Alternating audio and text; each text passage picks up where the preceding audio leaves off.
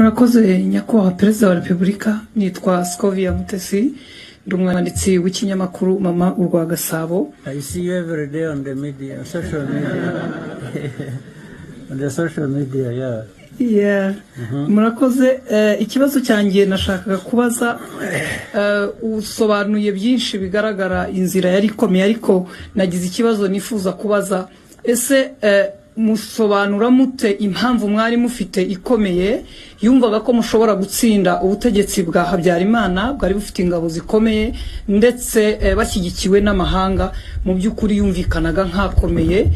Nyuma yaho uyu mukanya tugeza aha General Kabarebe yadusobanuriye uko mwageraga mu Mutara, uko mwasanze bimeze ko byasaga nk'ibiteye ubwoba. Impamvu ikomeye mwagize mukumva ko muri butsindura urugamba kugeza uyu munsi nyuma y'imyaka 30 mwicayeho. Ndabashimiye.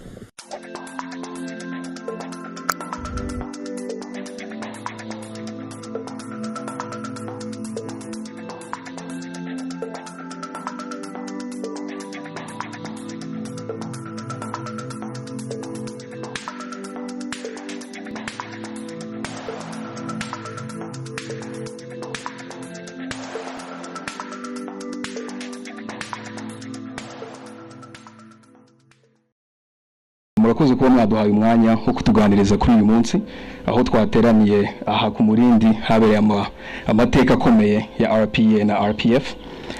Tukaba twaje turi urubyiruko, twese cyangwa se benshi muri twebwe dukoresha imbuga nkoranyambaga nk'umwuga cyangwa se mu kwamamaza ibikorwa bigiye bitandukanye dukora. Tukaba tunazi yuko social media ari intambara tugomba kurwana kandi twiteguye kurwana nayo. Nyakubahwa, muremereye ikibazo cya mbere nakibaza nkoresheje ururimi rw'icyongereza. 30 years ago, you were exactly here. 36 years old, probably younger than a few people in this audience, maybe not me, but a few people here. Outnumbered significantly, facing the reality that hundreds of thousands of people's lives, including some of your relatives, were at stake. Mr. President, take us back a little bit. We want to understand what was your state of mind in that specific moment when you gave the order that started the campaign to fight against the genocide against the Tutsis. Thank you.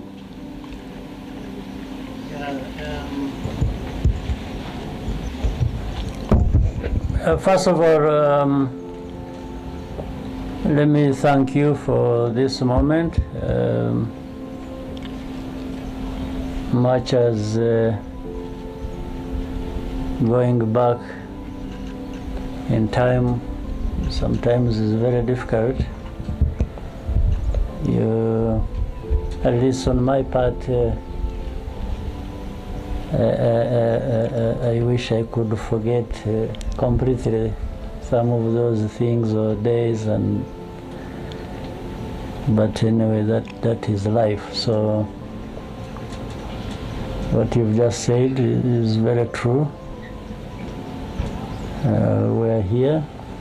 We have now recollected, have the picture of I literally have a map of this place fixed somewhere in my mind. It can't go away. More so, what can't go away is what was happening in our country and what was facing us and we had to deal with.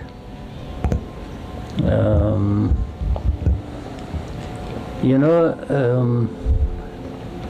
I speak from my understanding. When you are faced with a situation like that was at the time, there are a few things that come to your mind, and there are a few choices. Either you face what it is, however difficult it is, and invest everything in you to deal with that, or you break down and run away. There is really nothing in between. Either you do something and or don't do it, and the consequences either way are very obvious. But at that time, sometimes it is not obvious. You only come to think about it later. So from the beginning, when the struggle started, we understood the magnitude, the weight we have to carry in doing what we are trying to do and achieving what we had in mind. We never underestimated, but it turned out to be even much bigger, much more complicated than anyone could have thought. But still, we were there, so you had to deal with it the way it happened. So what was it that was in the mind? You don't want to go too far ahead of yourself, because if you do that, you probably will make a mistake, because either you are thinking about defeat or thinking about victory, which has not happened.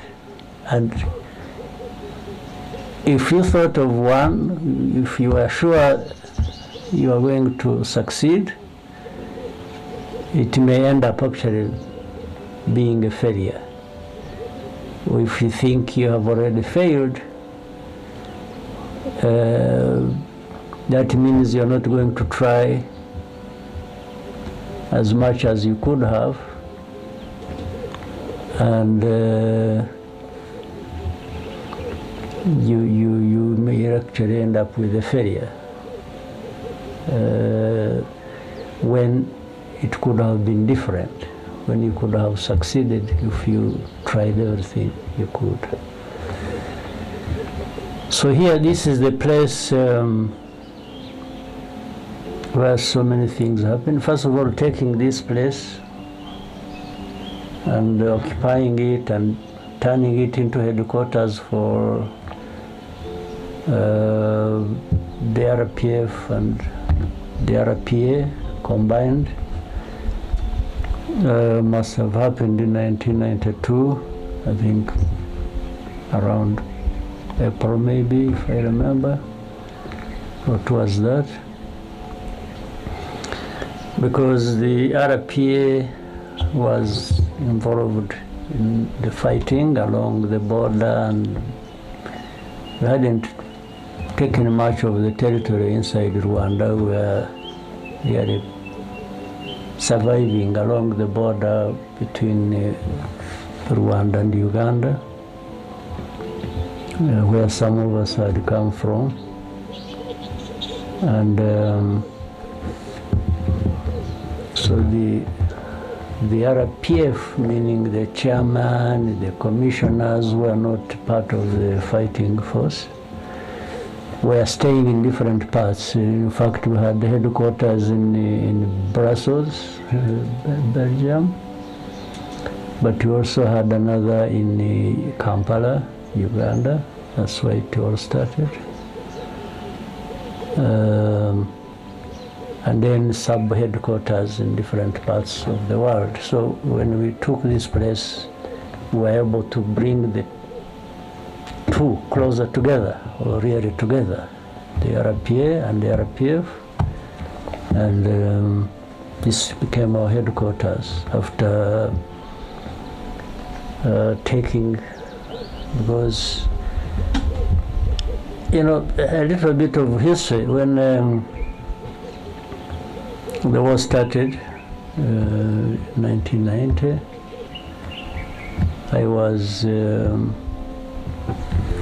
Before that, I was serving in the Ugandan army and so on and so forth. Most of us were, or a number of us. And when the war started, I was not anywhere near here. I was attending a military course in Kansas, Fort Leavenworth, Kansas, Command and General Staff College. Yeah, but I had now to work my way back to be here with the rest. So when I came, I found chaos. Because the first leader of our struggle had been killed on the second day of the attack, Fred Rwigema, and so understandably, it was already a difficult situation. Then an organization loses a leader, and what follows is easy to understand. So when I came back in the first 2 weeks of October, I arrived back from the US and came and joined the others and tried to reorganize, and so that's when we reorganized and started fighting in a more organized manner because of that chaos I'm talking about that happened when we lost the leader who had led the struggle. So that's trying to cut things short so that it is not a too long a story, but so that's all the way from then. That chaos came 90 past, 91, and then 92 we found ourselves here, and what I was just narrating happened. And it happened after we had taken places around here. In fact, that was specifically after attacking Byumba, Gicumbi. Now we are going to have a meeting. There were government forces of that time, and there were also forces deployed here in different paths. So we planned and moved from the east because we are more towards Nyagatare and in between. We are trying to survive. So we organized and attacked a number of government enemy positions around, including the one here, which happened after actually taking Byumba, then Gicumbi and different other parts. We did by bypassing their positions and actually attacked them from the back. We went through the enemy deployments, cut through, and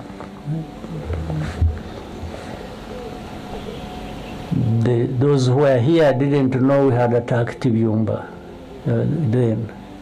And with the others, then a place called Rukomo and other places, Bungwe, and I don't know whether they still bear those names. I haven't followed over it, but so then we took this place because our positions were now far ahead, so this was more or less protected, and that's why we turned it. We had the headquarters. It was making it easy for us because from here to the border, I think is about 30 kilometers maybe, something like that. So we would operate going forward and spread wherever we needed to.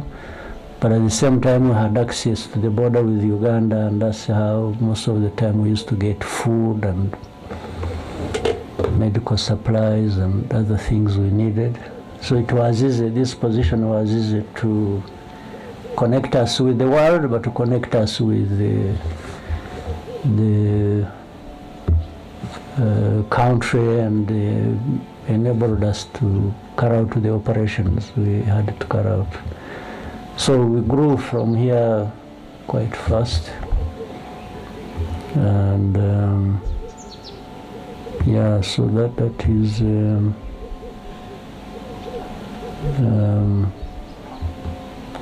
number of things. It was coordinating from the east, but also that north now is when we were in Virunga. So it was like this. So we are here and we used to coordinate.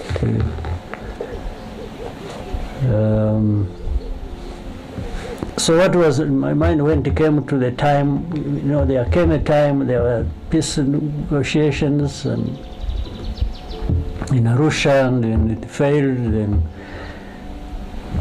I remember in 1993, was it 93, February 8th, I think,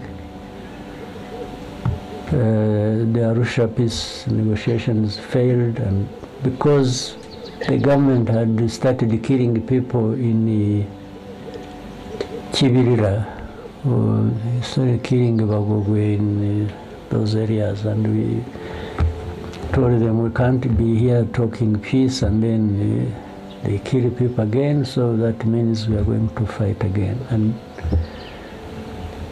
so the negotiations failed in 92. We stopped because of that, and we resumed fighting. In fact, that's when we took now a much bigger territory than we even had when we resumed fighting later on.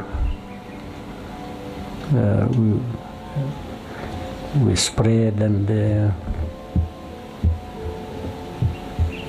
so from 93 February, we had, because of ceasefire and in peace negotiations, we got an opportunity and trained fighters, and they were ready for the next task, meaning when the ceasefire broke, then we resumed fighting. We took, you heard of, there used to be a demilitarized zone that you have heard about. When we fought, took a territory, then there was a global outcry and everybody was descending on us, and they thought we were going to take Kigali actually.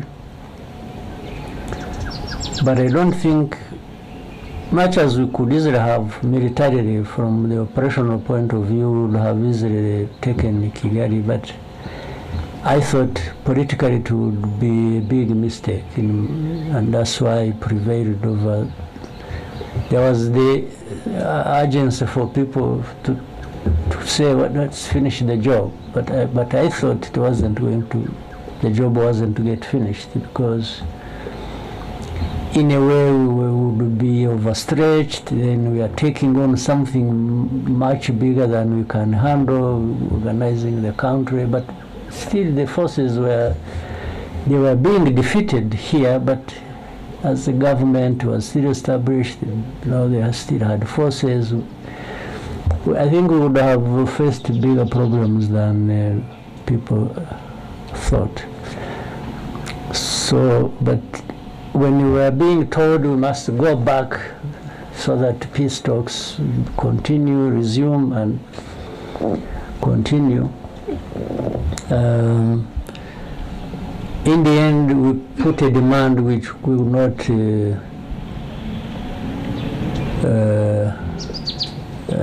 relinquish. We demanded that for the areas we have taken a big part of the country as a result of breaking the ceasefire by government and so on and so forth. We cannot return this area or these positions to the government. They've lost that, and they've lost it because of their own big mistake. So we compromise to make things simple for everybody. We actually gave in to some demands, but created a formula that would allow us to take it. We said, if we leave this place,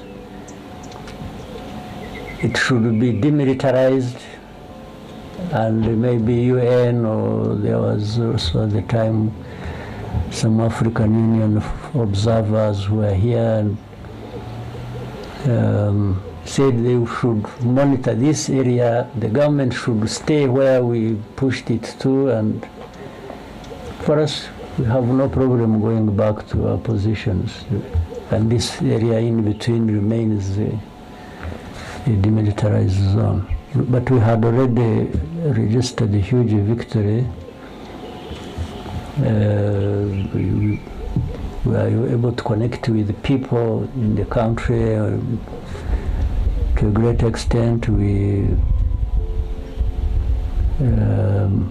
It put pressure on the government because they really got a very bad beating, and they were now open to more serious discussion. And that's what. So everything was being coordinated now from here, from Murindi. So when it came the genocide, even before that, we used to monitor everything happening. We used to monitor militias being trained in there are hundreds of thousands in every district, as we have them now. And the plans would leak. We had people who would tell us, and we used to share it with the UN, the forces that were present here in the country, and we found actually they knew a lot about what the preparations were, by whom, where, and for what intention. They knew. When you hear people talk about genocide and as if it was something that just happened or happened because of Habyarimana's death or this and that, it's all rubbish. This happened way before. In fact, General Darer, the commander of the UN forces, used to come here many times. He would come by helicopter or by road many times. There are so many visitors who used to come here, even from outside of Rwanda, and we used to share this information. We used to discuss it. We would give them information you have, give them evidence, give them, and sometimes we would find they already know.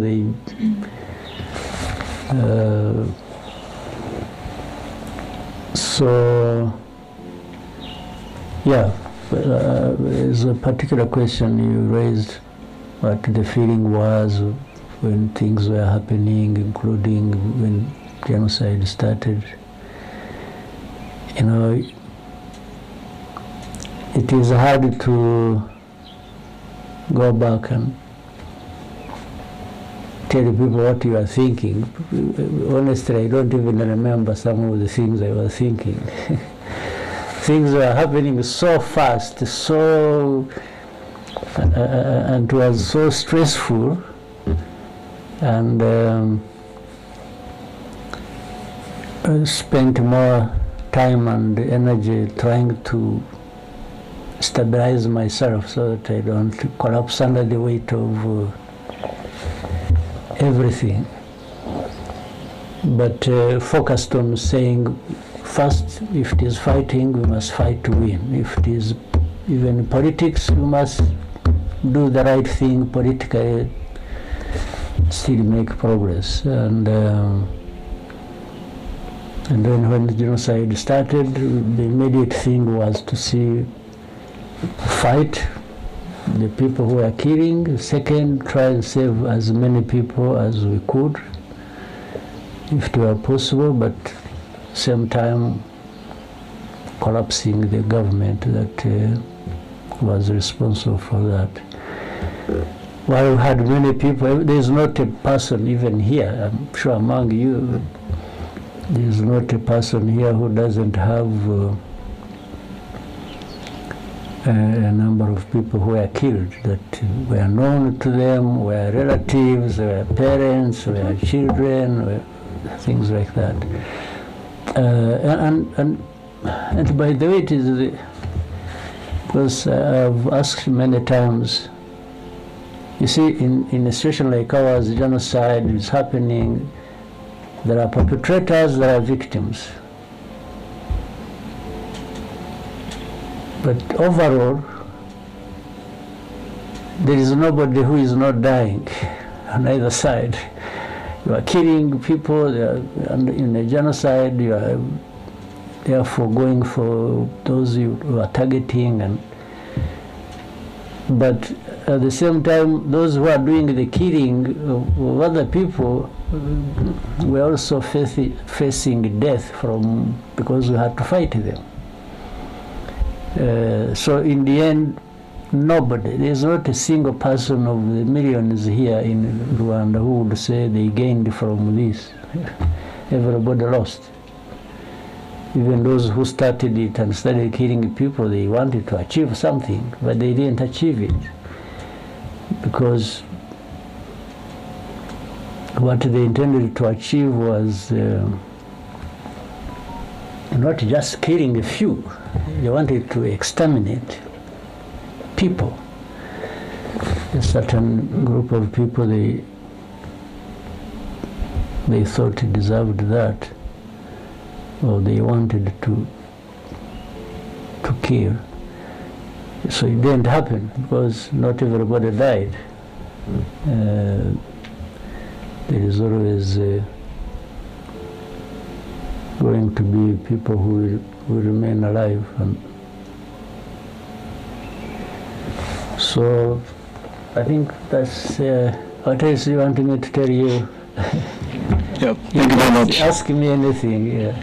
Yes, thank you very much, Your Excellency, for the context. Yes, I'm sure there's a lot of questions from the crowd, so I'll open it up to the floor. Please raise your hand if you have a question, and before you ask your question, introduce yourself, tell us a little bit of who you are, and then address your question. Try to be as concise as possible. Scovia? Murakoze nyakubahwa Perezida wa Repubulika, nitwa Scovia Mutesi, ndi umwanditsi w'ikinyamakuru Mama urwa Gasabo. I see you every day on the media, social media. On the social media, yeah. Yeah. Murakoze, ikibazo cyanjye nashakaga kubaza, usobanuye byinshi bigaragara inzira yari ikomeye, ariko nagize ikibazo nifuza kubaza, ese musobanura mute impamvu mwari mufite ikomeye yumvaga ko mushobora gutsinda ubutegetsi bwa Habyarimana bwari bufite ingabo zikomeye ndetse bashyigikiwe n'amahanga, mu by'ukuri yumvikanaga nkakomeye. Nyuma yaho uyu mukanya tugeza aha General Kabarebe yadusobanuriye uko mwageraga mu Mutara, uko mwasanze bimeze ko byasaga nk'ibiteye ubwoba, impamvu ikomeye mwagize mukumva ko muri butsindira urugamba kugeza uyu munsi nyuma y'imyaka 30 mwicayeho. Ndabashimiye. Ndakubwiza ukuri, ntabwo ari science ngo muri science nararebaga nkasanga turi butsinde, cyangwa ntabwo ari, it's not anything, ntabwo nta kintu cyari gihari twemezaga ko turi butsinde kirenze umutima wacu kuvuga ngo ntatsinda ngomba kurwanira ukuri kwanjye. Nicyo umuntu yashingiyeho, ibisigaye bikubakira aho ngaho. Ntabwo rero ntawari ufite icyizere ngo ibintu bigomba kugenda bityo, kuko na bimwe uko abantu babitekerezaga cyangwa babyifuzaga bigomba kugenda siko byagenze. kuri bimwe hirya no hino ariko ibyo mvuga yo kuvuga ngo twari ahantu uvuga uti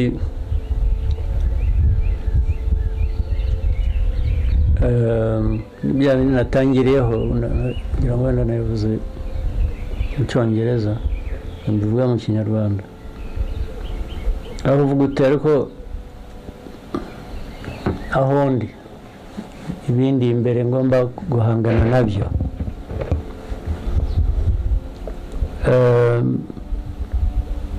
mfite uburyo bungana iki kugira ngo nkore kimwe cyangwa nkore ikindi ariko ukaba ufite ibintu bibiri gusa kuvuga ngo either ndabihunga nigendere nkiza amagara yanjye kuko hari ababikoze barahunga barigendera babivamo n'ubu barakiruka ntibaragaruka ibyo babikora ikindi ni ukuvuga ngo oya ntabwo ndi bugenze ibyo narwaniraga n'ubundi ni ukuri kwanjye ngomba kubikomeza ni nabizera mbizire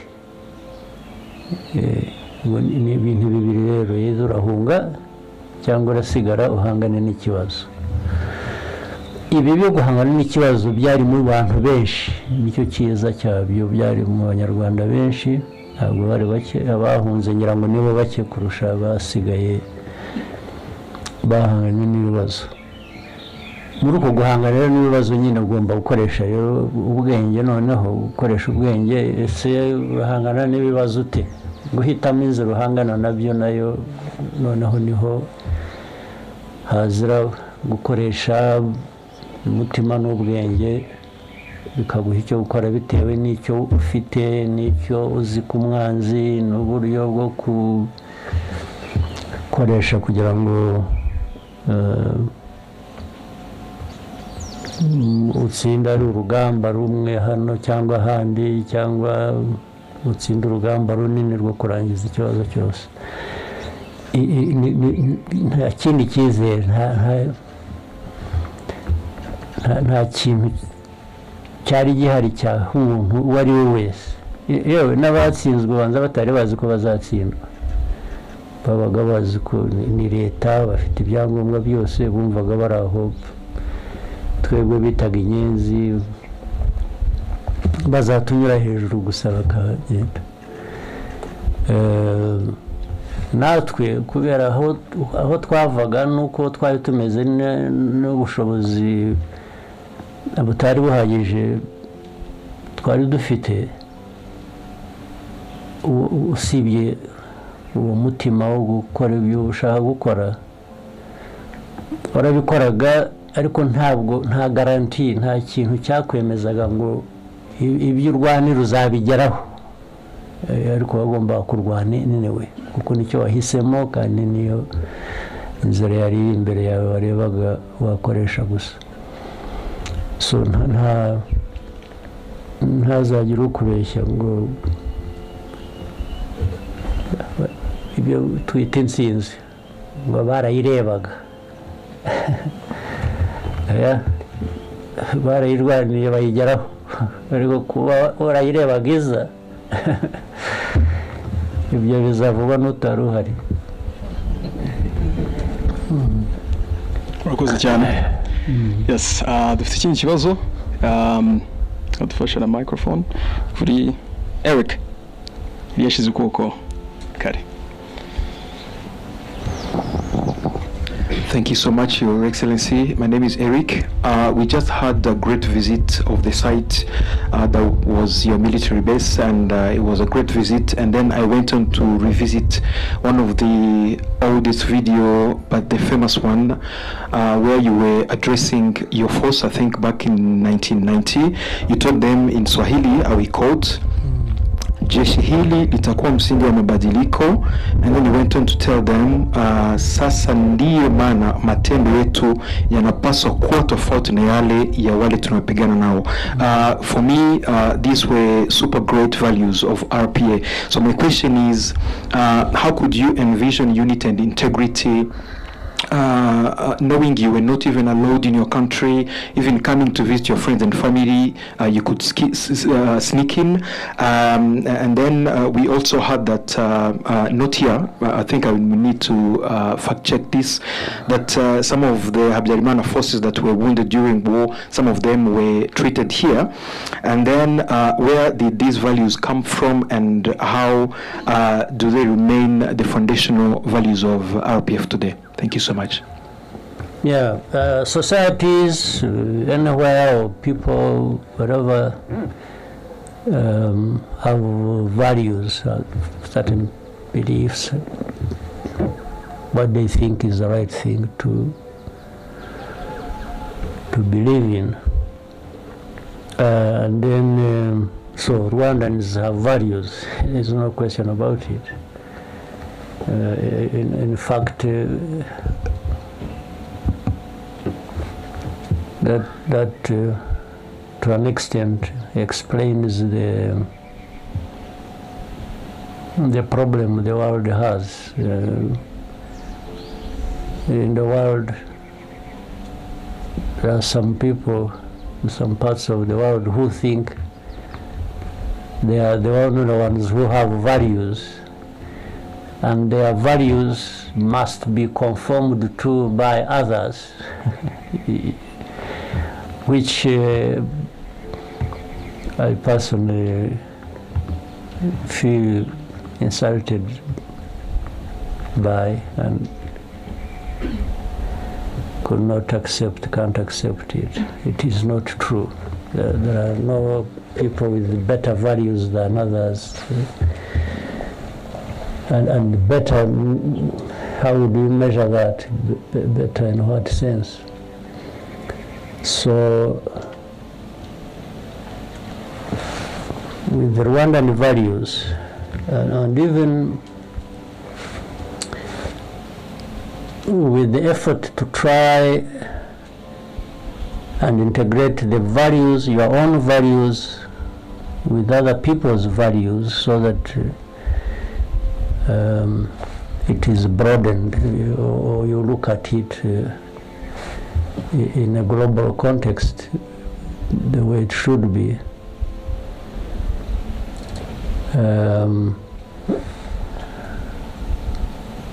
The governance of the country, the politics of the country, ordinarily should reflect the values of that society. So for a long time in Rwanda, we had our own values even before. Then colonialism, okay, we can talk about that briefly, brought their own values, then gave or distorted the values of Rwandans, and unfortunately Rwandans came to accept the distorted values as their own. What do I mean here? Having a country that is divided on ethnic basis isn't part of the values we should espouse. We shouldn't. But that's what happened. So the RPF,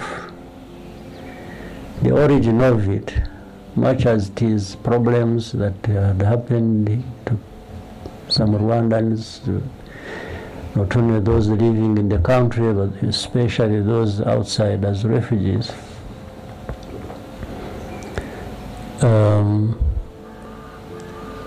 For things to go back to the right order, the politics must be bringing back the unity of the country, so that we are no longer ethnic groups, but rather the integration of that into or by national unity. So that's really how RPF was born. It's the foundation of RPF. So what I was saying to the fighters at that time is clearly narrating to them the story of who we are, or rather reminding them, because I think everyone knew, but people don't always do things based on what they know they should be doing. So I was just reminding them, or I was telling them that this struggle has a meaning. It's not just fighting and you kill, they kill, and you take over. Even if you take over an authority, or you are into government, you are there, you should be there for a purpose. It's not just taking over, it's there for a purpose. So that's what I was, and I knew that, of course, even as now it still is, even the RDF that transitioned from the RPA into the current defense force we have, is the center, the center of gravity here of what we are doing in the country, or the country, what it is, whether it is security, stability, socio-economic development, and so on and so forth. That message, and which they all understood, still plays part in what we are doing today, or who we are today, or what we want to be in the future. Yes, that differentiation between those who were fighting that later on committed genocide, or some of them had done so actually in many other, you remember this genocides of 60s, of 70s. So I was saying we are there, we are fighting for a cause that will change all that and create Rwanda to be what it should be. So that is even the message today, even tomorrow. Well, if we can fail to achieve it, but it remains, it stays the message. It is what should be driving us. Even politics we are doing, even the elections we are preparing for tomorrow, and the campaign is here running up and down. I'm not running up and down for nothing. I'm running up and down for that message. To represent it and put it where it belongs and give it the results it should have. Thank you very much, Mr. President. More questions? Joel? Yes, thank you, Mr. President, Paul Kagame. So my question goes, first of all, my name is Kuri. I'm a content creator and a proud first-time voter. My question is, your name is... So when you were here, you probably were not yet born. Yes. And I'm glad to be voting for the first time. All right. So my question is, your name is one that is known for intentional leadership, but today we'd like to know, how do you take care of Paul Kagame beyond the official roles that you play? Sorry, let me get your question again. Yes, your name is one that is known for intentional leadership. Yeah. How do you take care of Paul Kagame beyond the official roles that you play? Okay. Let me tell you just off, this place where we are, actually, let me tell you something. I don't know it is necessary. When I was at the Command and General Staff College in the US, I went it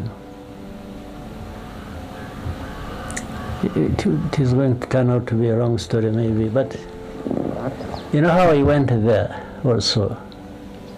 First, it was not me supposed to be going for that course. I was supposed to be going for a course somewhere else.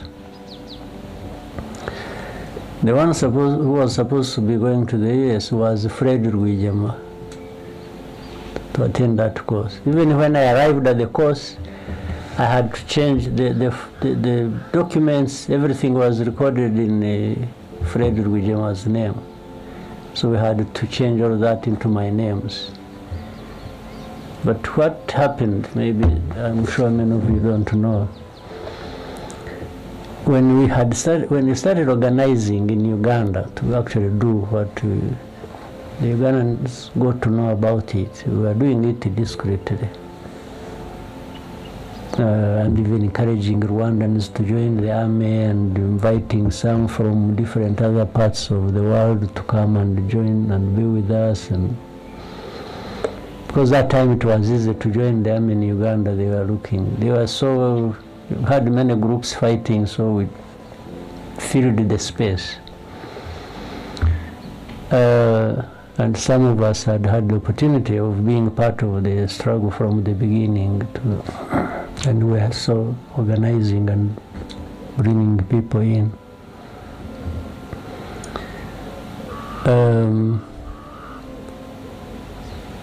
So the Ugandan system wanted to disorganize us so that we don't remain planning and doing what we wanted to do.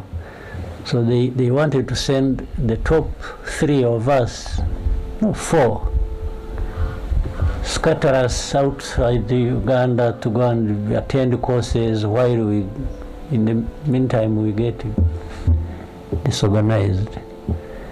So Fred Rwigema was supposed to go to the US. I was supposed to go to Nigeria.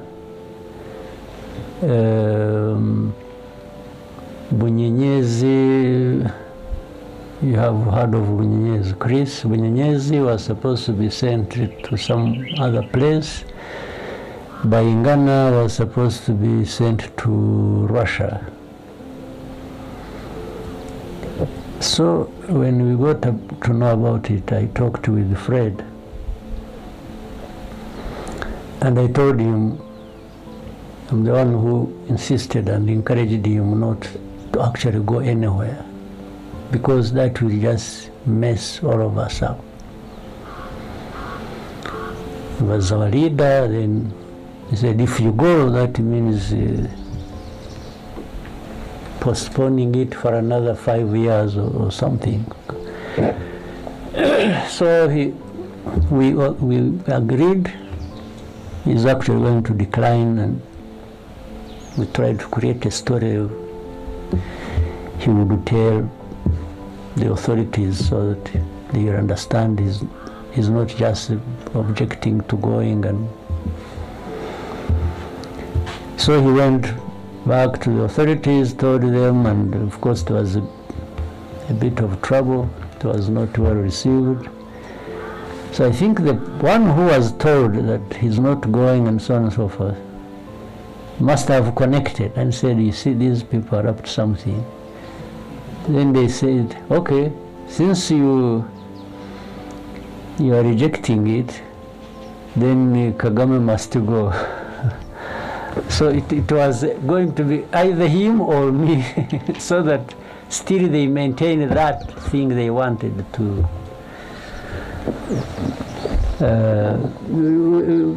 I'm sure they are warning you for time, but let me say we are in charge of time here. Don't worry.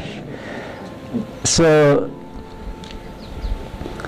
he declined, and they sent me, as if to say, okay, if you are going to go, then this one will go, because they never wanted us together. They thought if they got rid of one, they will create problems for the other. So then they called me up and said, so you Fred was going, now he has problems, he's not going, so you should be the one to go. He said, I have no problem. So I went back and told Fred, I said, you see, now they think they have known our plans. So if I decline, they may actually put us in jail, both of us. So to survive this and continue our plans, you stay and do what you have been trying to do. And for me, I will go. But when things start, I anyway find my way back easily. I don't need any permission from anybody. So that's what happened. When I went for a course, blah, blah, blah, long story short. So later on, my wife, we had just been married. She's here. They must have thrown me out of the honeymoon and, and just and sent me on a course. So but she found me there a few months later. But and that time I'm trying to arrive at a quick thing here, and trying to separate the two Kagames and program 3 or 4, I don't know. But when she found me there, she was already pregnant with her first son, Ivan. And when the point I'm arriving at, in 93, actually in 94, just before genocide, he was 3 years old.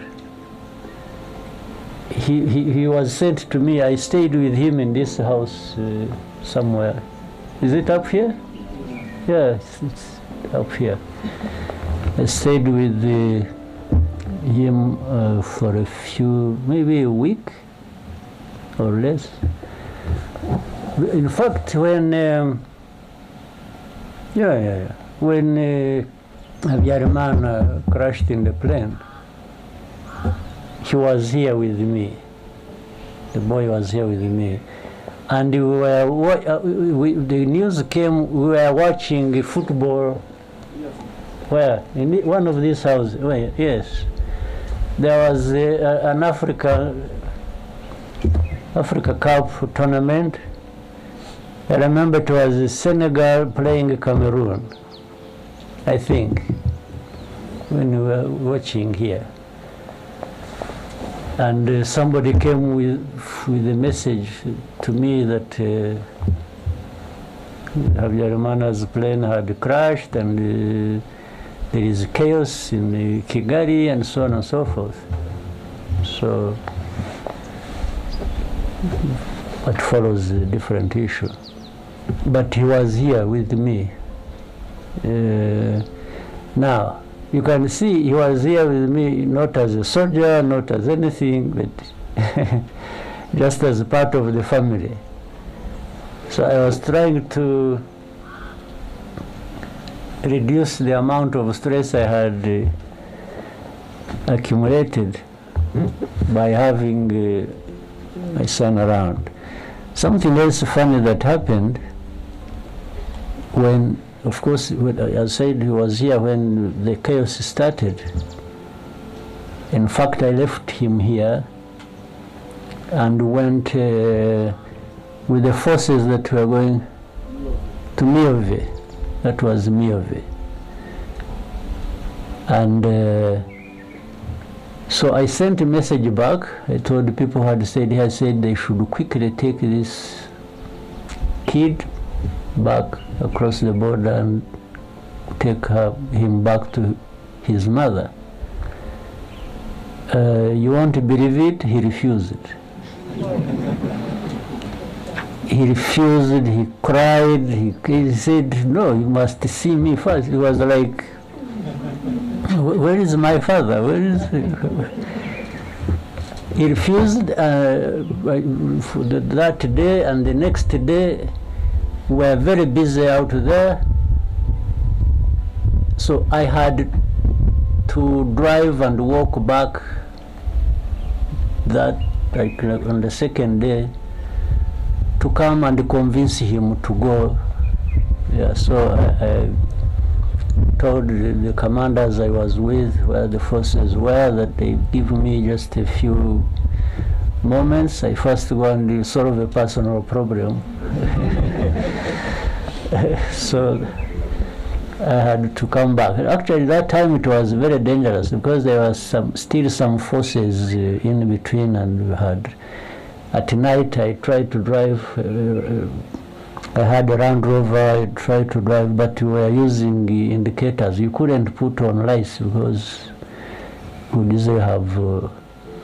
So some places we would walk, others I would drive. Then I came back, arrived here around 4:30 in the morning, and stayed up until he was sleeping until he woke up. And so I told him, you know, your mother wants you, you have to go. It seems he was happy where he was staying. He wasn't. So I had to convince him. I literally forced him, gave them somebody who took him to the border,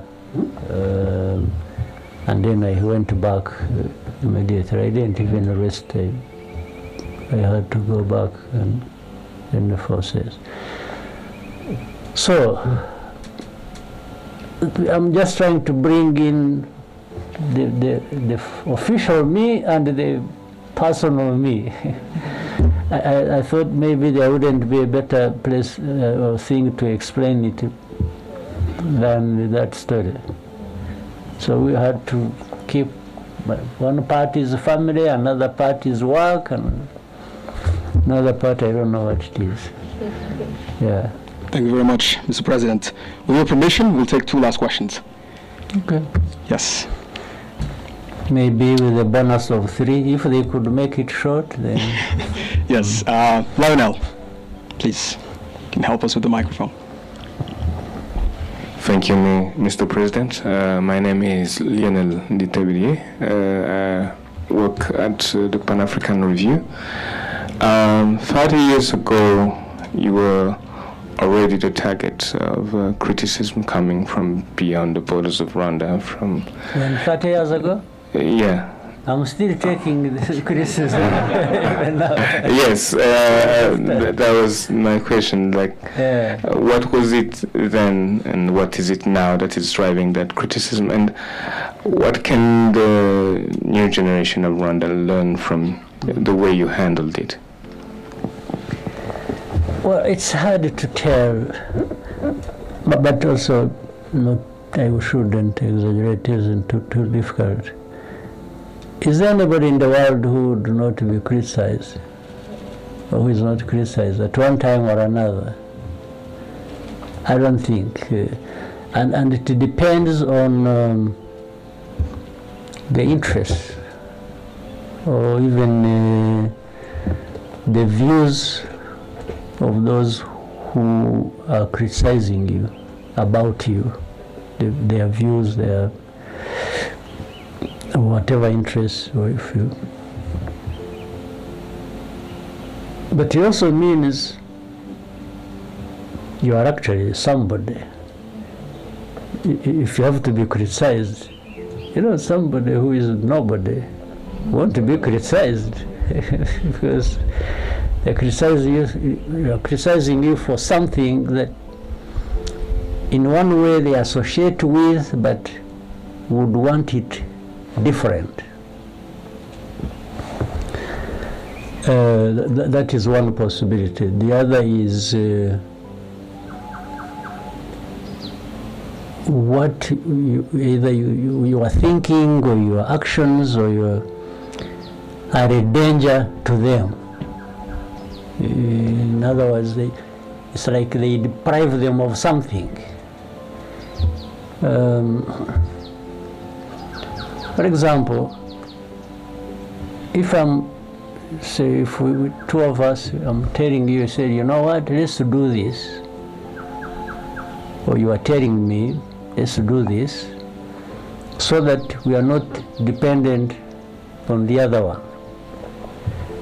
And the other one actually wants you to be dependent on them. They will not be happy that you are trying to be independent.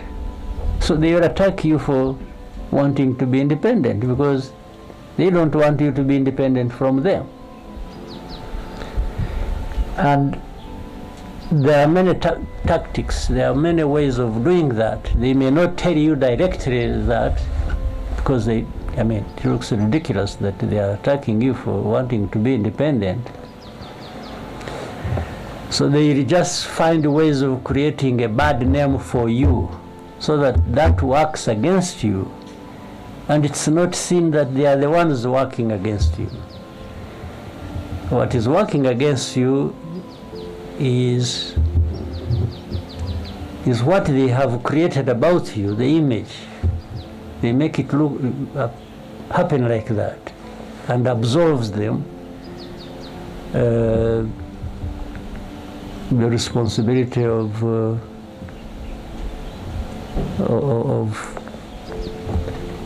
attacking you or criticizing you. So it's like, you see, it's like that. You know, at a higher level, like in our case, you know, there are, we touched a bit of history and said, you know, what has been happening in Rwanda. Let's talk about genocide alone. It happened because the country was divided. You know, the colonial times brought in the kind of politics and shaped Rwanda like that and so on. And then anyway, ultimately genocide happened. So when you tell the story, actually the way it was, from colonialism and then up to the time of genocide, those who are responsible for the colonial times don't like it. And when you say they are associated with the genocide or the cause of it, they are not happy with you. Now, simple thing, for example, one of the things they do, a simple one, they want to keep attacking you like you are a violator of human rights, you know, no freedoms, no democracy, blah, blah, blah, blah. By doing that, it's like they are saying, you see, what happened in Rwanda actually is not anything to do with the outside. Rwandans have been killing each other. You see, the genocide was this. Killing this. So, and then they turn, that's the story of turning the victim into a perpetrator. You have seen how many times they are out there accusing RDF, accusing Rwanda, you know, the security. I was reading something the other day saying, you know, you have seen this consortium of journalists, what they are saying, that Rwanda has spies all over the world, killing their opponents, you know, everywhere, in the whole world. So it's like they keep saying this about Rwanda. Rwanda is just a bunch of killers, you know. Not only that, they killed each other, now they are killing opponents. Now, you see, that when you get lost in that story, there is no outside blame. The outside blame disappears. Even the UN that was here that did nothing to stop genocide, or the whole world that watched and did nothing about genocide, ends up being absorbed. It's now Rwanda. It's Rwanda, the victims, the perpetrators, they change positions. It's the outside world, well, even journalists who were busy actually orchestrating genocide and supporting genociders, and they are the ones now who are spinning this story like those ones. Yes, because of their interest, their association, the way they want to shape the story of Rwanda, the narrative of Rwanda, the way they want. You see? So you now, if you are weak, if Rwanda is weak, it's going to succumb to, you know, and even be apologetic, and or they shape it the way they want. They promote people, and you can see when they are saying, you know, these are the people like the Ingabires, like the, you know somebody Ingabire, this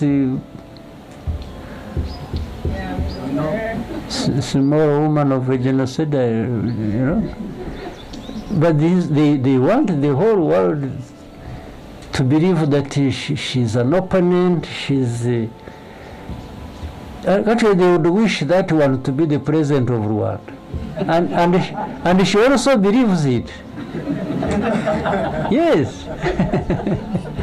So she believes it, and she's everywhere giving lectures, and you know. But this is, it's not Rwandan. It's not, this is not a Rwandan who believes this story. But the outsiders, these journalists, these ones who go to, what do they call it? Forbidden stories. It is forbidden to be talking about Ingabire. Well, I'm actually sort of going to be blamed for it. You will see it. So, you young people who are in this kind of thing, because influencers are, you hold opinion. You hold opinions for a reason. You are part of the social, political fabric of this country. So if you don't grasp that easily, I'm sure maybe, you know, among you or somewhere else, there are people who are operating the opposite of how you are doing it. Yes, so they must be having a reason, either of their own or being used by others. So constantly, we've got to be aware, we have got to be, but we also got to have what we want for ourselves. And we should not be apologetic about it. You check any time, any day, I've never been apologetic for what RPF is doing, what Rwanda wants, what I am doing with these people who abuse, criticize, and even in high offices, they are somewhere outside in the world. They, you know, you meet somebody, they say, yeah, why in Rwanda, why you are doing this? You say, what? You say, what evidence do you have? And they said, but so and so said this. They are talking about one of the influencers somewhere out there whom they are at the same time using, and then they are quoting that one as evidence. I mean, so this is a world you must really try and learn to be sophisticated, at least in understanding the nuances of these things and the world we live in. Thank you very much, Mr. President. Maybe a question from the front. Naomi.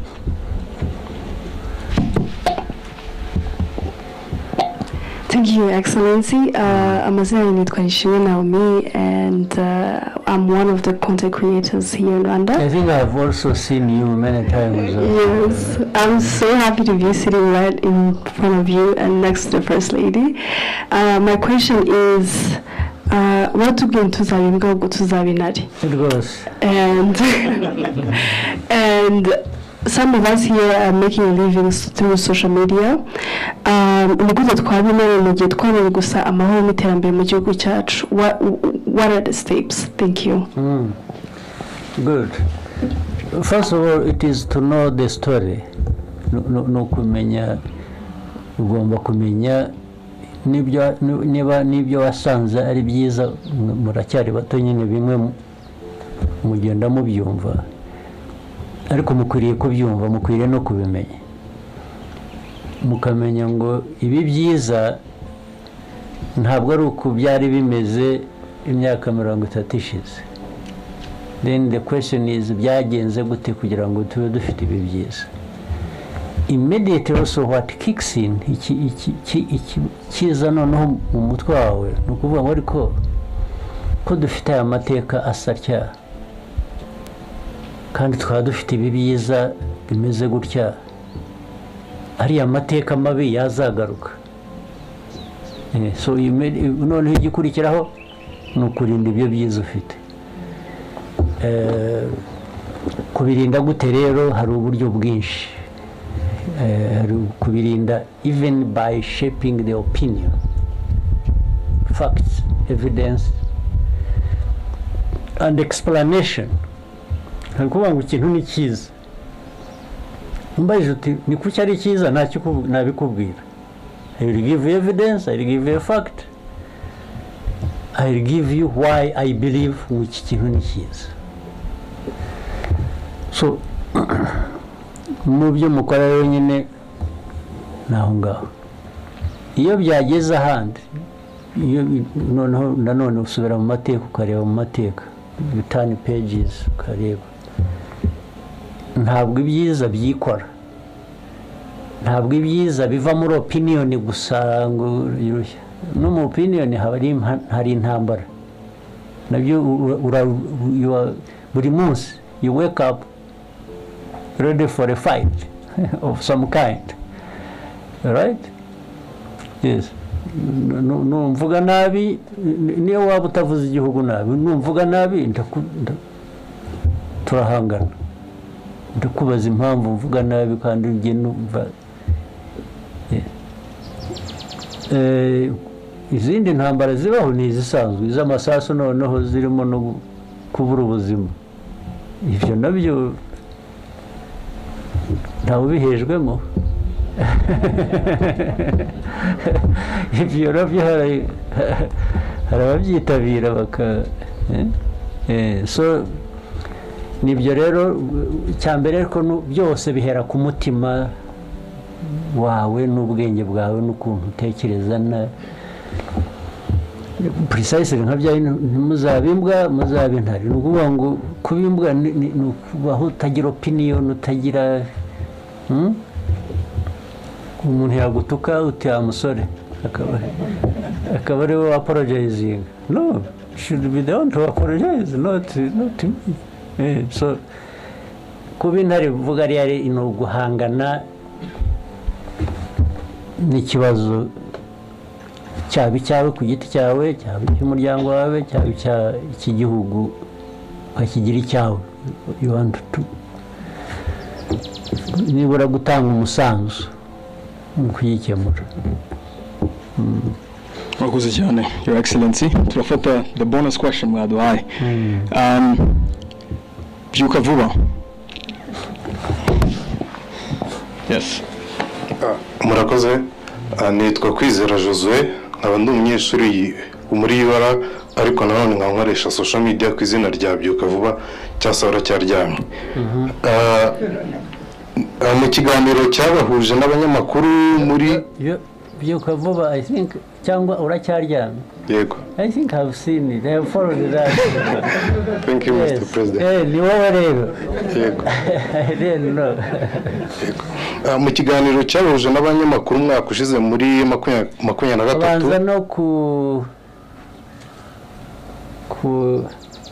ifoto yawe iri ku ntuzi ukoresha ntabwo ari yawe bwawe. Yego. Hariho undi muntu.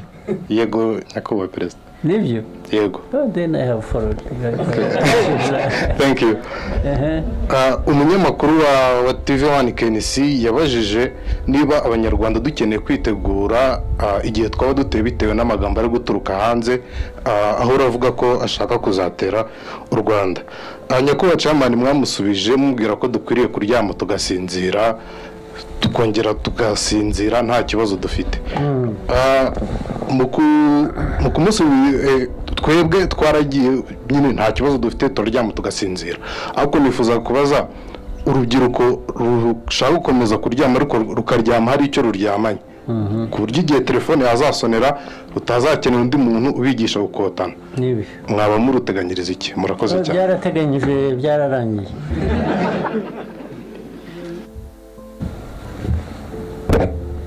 Iyo kuvuga gutyo ngo uryame usinzire ni ukutabiha umwanya urenze uwo bikwiye, ariko naho ubundi uko igihugu cyacu gikora hari abakirinda ku buryo bw'umwuga bw'umwihariko, umutekano birakora, kandi ntabwo ari aba bantu bambaye iriya myenda gusa bijyanye n'umurimo bakora. Buriya ibikorwa bishingira no mu baturage, bakorana n'abaturage hose, ku buryo noneho no mu buryo bundi, ari ubw'ibiza, ari ubw'icyabaye aha, ari impanuka yabaye aha, hari uburyo, hari ubugezweho, hari ubusanzwe, ari wa mutima navugaga, abagomba kubimenya ako kanya barabimenya, bakaba bazi ngo habaye impanuka, habaye iki, nimutabare, nimugire mute. Urumva rero ko bitasigara inyuma no mu buryo noneho bwo guhangana n'abaturuka hanze bashaka guhungabanya umutekano wacu.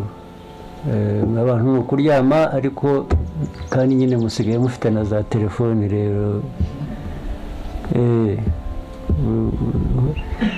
hazaho ka alamu kakubwira ngo hari uburyo bwinshi butandukanye abantu bagomba kubimenya. Noneho hari n'ubundi buryo bugomba gutegura abo ngabo bagomba kugira icyo bakora bashoboye aho ariho bose. Ariko the message iri ari muryame musinzire wazi guhumuriza abantu, but at the same time bivuze ngo niyo harimo noneho hari uwavuze iby'intare n'iki. Intare mwari mwayibona? Ariko uzayirebe uhora usanga isa n'isinziriye, ariko burya ntisinziriye. Niyo ukandagiye gusa ukumva irabyuka, ariko ikindi gihe ibisinziriye. Kuruhuka, kuryama rero mugasinzira, n'ubundi mukwiriye kugira ihumure, mukaryama mugasinzira, ariko muri mwe iyo akantu gakomye urakanguka, sibyo? Naho ibi bindi rero bisakuza biriya rwose nabo kandi barabizi. Ni ukuvuga gusa ko abashaka mujya mu makuru mugasubizanya baratukana bagashaka ko basubiza nawe ukandura nkabo so barabihorera ariko iyo byarenze umurongo barabizi ikibabaho. Murakoze cyane. Thank you very much, Your Excellency, for the inspiring words. I believe that this place and the tour that we did was very inspirational for us. Maybe we will not fight the same kind of fight that you did 30 years ago, but we have a very important fight to do as well, Sure. which is information online and using social media for the right reasons. So thank you very much, Your Excellency, and good luck on the campaign today. Thank you. Actually, you are lucky. You have the information fight available for you, but you can even join the other ones. So for you, you have. For me, it was only one option. That was just the information one I didn't have. Yes. But for you, you are lucky. But just know that the possibilities are limitless. That's the most important thing. And this is your country, it is yourselves, it's there shouldn't be anything that should deprive you what you want to have or want to be or want to. Just it starts from within you. Just don't accept nonsense. Yes. We will not. Yes. All right. Thank you very much, Thank you. Your Excellency. Yeah.